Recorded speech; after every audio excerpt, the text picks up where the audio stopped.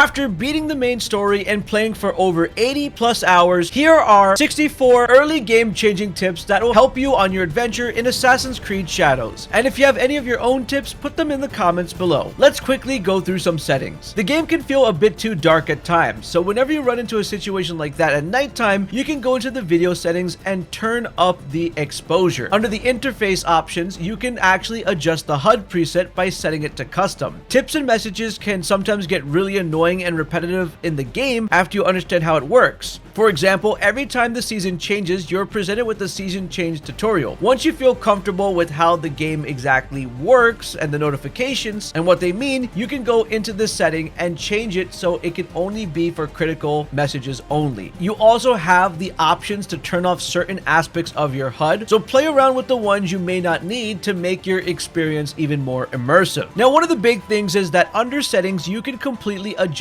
the difficulty of the game. Combat difficulty can be adjusted at any time, as well as stealth difficulty. The most broken one though is guaranteed assassination, which means no matter how many health bars an enemy has, they just die when you assassinate them. So depending on how the game feels, you can come right into the menu and adjust the game at any time. And I think one of the best features of this game is allowing it to be customized to your own single player experience. You get access to open world officially, and it begins with Naoe after you start the quest From Spark to Flames. This will completely allow you to go explore anywhere on the entire map, so free roam begins right at this moment. If you open up your map, you're going to notice that each major area on the map has its own initial level. This means the enemy's difficulty and level will be locked at that specific level until you start to pass it with your level. This will then cause the area and enemy levels to then scale with your level. Hope that makes sense. If you encounter any enemies, you'll immediately know that the enemy is far above your level if you happen to see a skull above their head. You can kill high level enemies in open combat, but the damage you do is so little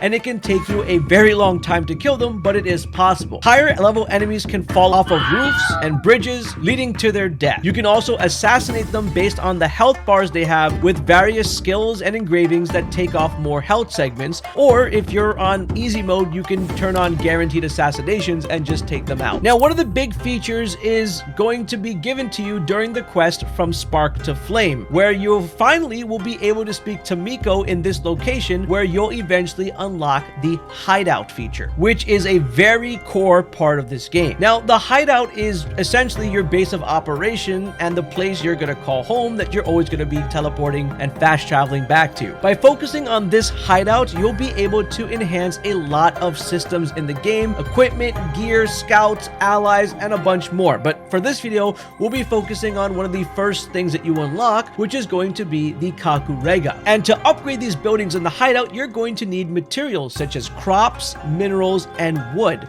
Luckily for us, if you turn on your observe mechanic, you'll see that these are right in the area and you can go pick it up so you have the required amount, and then you can build this, as they are all located within the Hideout. Once you build the Kakurega inside of the Hideout, you'll then be able to get Kakurega little buildings in multiple locations throughout the map that you have visited. So if you want to see this immediately, open up your map and scroll all the way to the top right where Iga is, and you'll see that there is a symbol right there, which is the Kakurega symbol, and you can unlock these with money, and they act as fast travel points. Kakuregas not only serve as fast travel points, but serve as a place to refill your health items, your ninja tools, ammo, refresh scouts, manage your allies when you unlock them, and the best feature I think for farming is contracts. Now, there are 4 types of contracts. These contracts provide a ton of XP and give you materials that you need to level up your buildings in your Hideout, as well as materials that you use to upgrade weapons, armors, and trinkets. More on that later in the video. You should always do these. These are really simple quests, from taking out a target to breaking a box or just stealing something from a chest. Now, after a season change happens,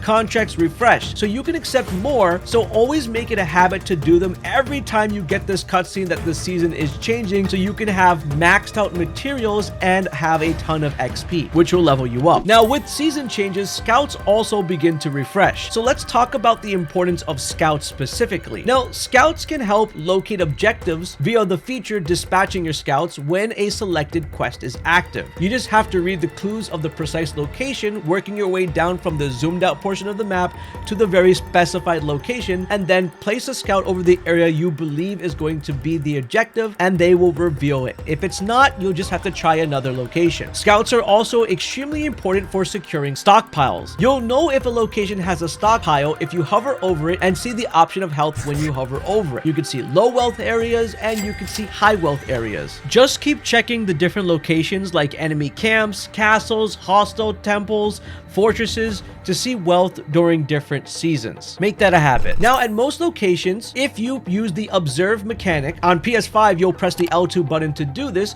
you'll see all the various objectives around. Gold being treasure items, blue being your key objective, white being certain enemies and legendary chests, but the big one that you'll want to focus on when it comes to scouts is going to be a gold icon with a key. This can be held by an enemy or just left out in a specific location. By getting this key, you'll see the notification that you've received a Kura key, and then you'll be able to unlock a storage door where you will find stockpiles inside of. You then can go inside and tag the supplies for your scouts. Once you tag them, you won't be able to see any of these stockpiles until the end of a specific season. Also, be on the lookout for loose materials scattered around in these areas that have a lot of wealth. And if you want to know where that notification appears for the items you received, just check the right side of your screen at the end of a season where you'll see that. Now, you get the first scout Dan instantly by unlocking the Kakurega in the hideout. You'll see the notification on the right side. If you open up your map, you'll see a diamond exclamation point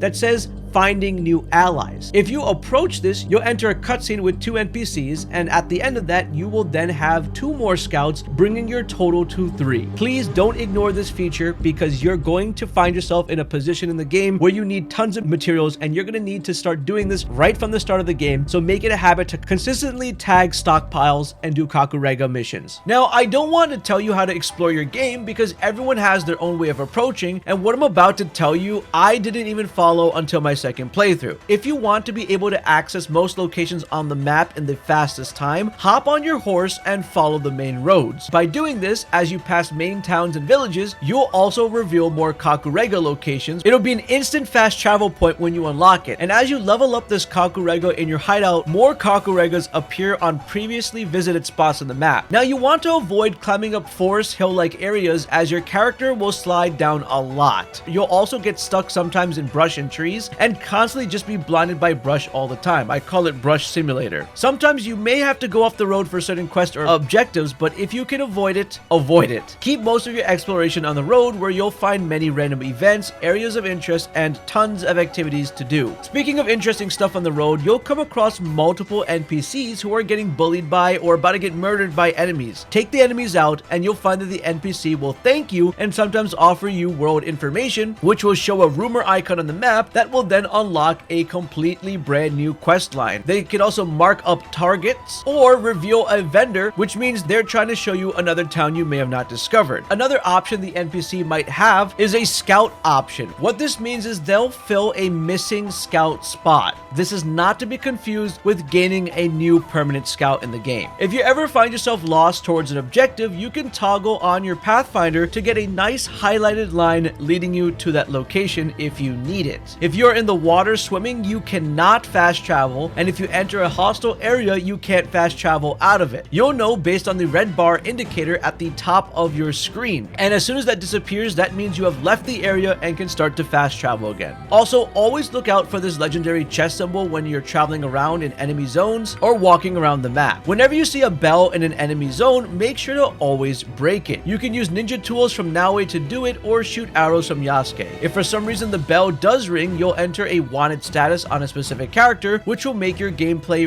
really annoying. Anywhere you travel, even outside of hostile zones, will have guards being alerted to you all the time, and terrifying enemies called guardians come to hunt you down, and they even get their own creepy symbol next to their name. To avoid wanted status, you can switch your character or wait for the seasons to change so you're no longer will be wanted. And for seasons to change, it's just based on an in-game timer, so you really don't have to do anything but wait. Here's a really big tip about being in a hostile area. The game does an auto checkpoint only when you're not being actively seen or hunted by enemies. So before you storm through an entire enemy area, complete tons of objectives within the base, and then die and have to start over again, take a moment to get out of sight so the game can create a safe checkpoint, so if you die, you can load back in at that spot. spot. Also, this might be common sense, and the game does create autosaves, but after you do a ton of stuff, make sure you are always placing down a hard save before you do anything, especially when it comes down to interactions during cutscenes with characters, and you have a bunch of dialogue options available. Save your game beforehand in case you pick a wrong option, that way you can just reload your hard save. The autosaves don't do a good job for those dialogue options. Since you'll have Naoe at the start of the game, you'll be doing a ton of stealth gameplay. Big tips are always stick to the shadows, use rooftops as much as you can, because you'll notice that you'll be able to find refills for all her ninja tools there. Also with Naoe, you're gonna want to use your horse whistle to draw enemies to nearby bushes or corners so you can assassinate them. And a really nice setting I like having for Naoe is having auto aim on, so when I throw my kunai or weapons, it's a lot easier to nail the enemies, so the stealth can just move much quicker. Now with this character, you want to make it a habit to use her eagle vision, so you have a good idea where enemies are, especially when you're entering buildings or climbing up ladders. You want to see where these enemies are, because if you don't, you'll alert the whole camp and it gets really annoying, so make this a habit. If you want to unlock your first ally in the game that you can call to assist you in battle, her name's Yaya, you must complete the objective for the wounded. This is the first of many allies you unlock in the game, and you can call them in the middle of your fight. This will also unlock the dojo building at your hideout and allow you to level up your allies by paying gold. If you're wondering how to unlock Yasuke, just focus on doing quests in the main objective circle. Trust me, you'll eventually unlock him. Speaking of objectives, always open up your objective menu and constantly check for new quests or unlocks after completing another quest. Sometimes just talking to an NPC or walking by an area of the map can unlock an exclamation point that you need to check out to open up this quest line, which all have various awards. In this game, you can hijack little boats like Grand Theft Auto in order to travel in the ocean. Just be careful when you hijack these boats that another boat doesn't ram into you. Speaking about boats, those little boats can head over towards big ships, and you might be confused on how to climb up these ships, but all you have to do is make sure to go to the front part of the ship where it looks like this, and you can simply climb up. Sometimes you'll notice that you can't learn certain skills even though you may have the level unlocked with knowledge points and have enough mastery points for it. The reason why this happens is due to story progression or the skill being locked behind a secret organization tree. This is why it's really important to always check your objective board.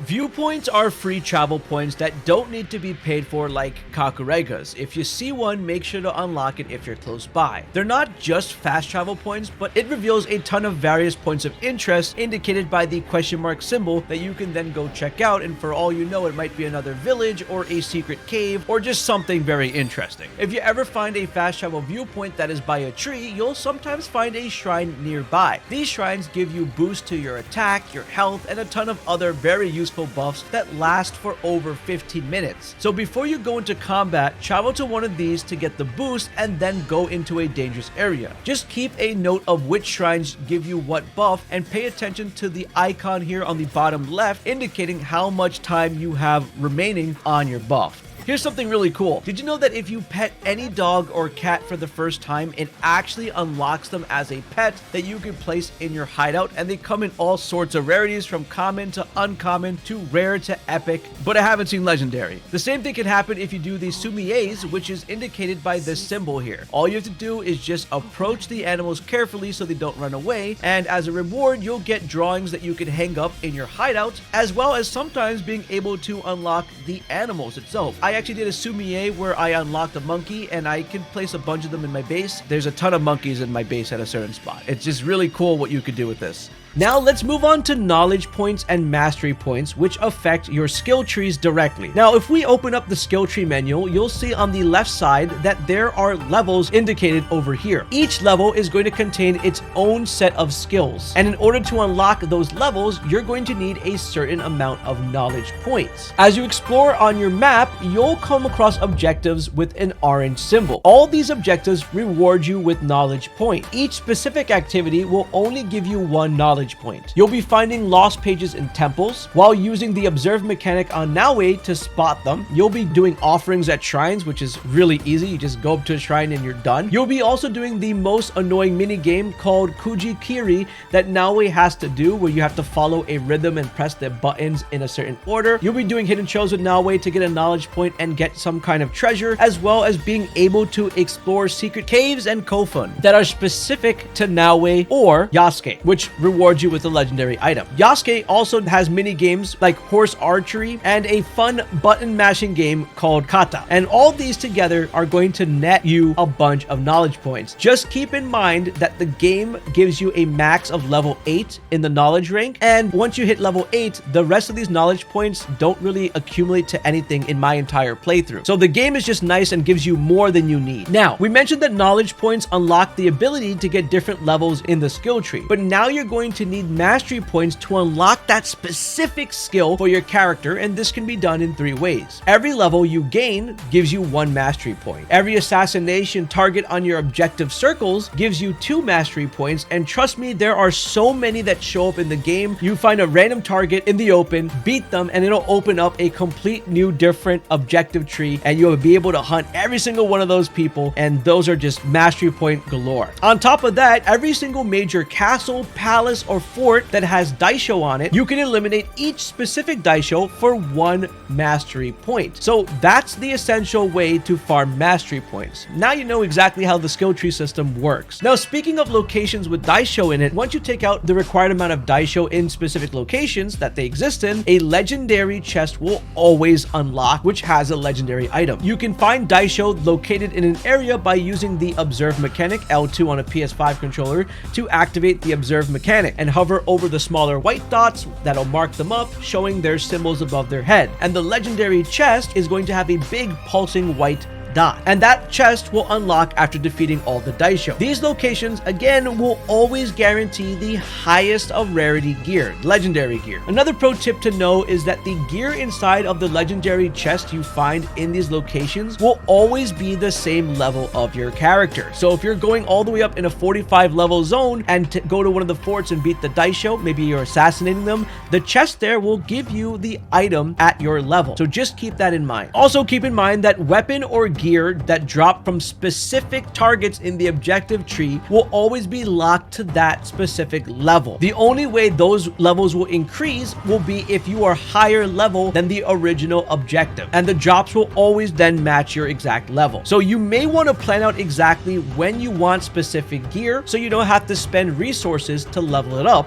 which we're getting to right now. Since we're talking about the gear, you immediately want to do the quest Way of the Blacksmith. This is going to take place as soon as you unlock the Hideout. This will require you to go to the city of Sakai in the area Izumi Setsu and do the entire questline for this specific blacksmith NPC, which I'm not going to spoil. Once you complete it, it'll be added to your settlement and you unlock the ability to build the forge building. Now, this is a really important building, so don't ignore this. The first is that it allows you to glamour or customize the appearance of your weapons and armor. To explain this in really simple terms, it's like you're wearing a really high level piece of gear that looks extremely ugly, but you may have found something that's a lower rarity that looks better, so you can cover it up by wearing that piece of gear while it retains the same stats. The same applies for customizing the appearance of a weapon, and it has more fine-tuning options for those, like a katana. By the way, if you ever receive gear once that has a specific look to it, it automatically goes into the appearance options. So don't panic if you ever lose that lower piece of gear, as it's safe as a customization option. You'll know that something is customized because when you look at the inventory icon of the character, you'll see in the bottom right a star icon indicating that that piece of gear is customized. Congratulations, now you know how to fashion completely in Assassin's Creed Shadows. The next important part is that it allows you to upgrade the levels of your gear in exchange for specific materials. The best way to get these materials is to open chests in the world by using your observe mechanic in enemy locations to see that small gold pulsing icon, or by doing Kakurega contracts, which we've talked about earlier. There is also one very special item in the game called gold that brings whatever piece of gear you're trying to upgrade all the way up to your level, but I would save that for something special when you are a higher level in the game, so you don't have to waste a bunch of materials to get that exactly to your level. The third important point is that you can break down weapons, armors, and trinkets into their respective material. This is what you'd want to do for gear types that aren't rare, indicated by purple or gold for legendary. So the best thing to do is just break down anything that is white, green, or blue colored. The fourth thing thing that you can do is add engravings onto higher rarity gear. The way I look at engravings is they function like skills. Here's an example. If I own a weapon that has a specific engraving, I can take that same legendary engraving and I could add it onto another legendary weapon that already has its own legendary engraving. So essentially, by owning a legendary weapon, you can take that same engraving and put it on any other weapon. You can also find random engravings in chests throughout the world, and you can buy them from shopkeepers you discover in different towns. Here are 2 extra tips when you're looking at your map. When you hover over anything, you can go ahead and place down a marker. You can continue to keep placing down markers, and when you want to get rid of the markers, all you have to do is hold triangle. Just keep in mind there are a certain amount of markers, and as you can see on my screen, that's as many as you can put down, 5. So you can hold down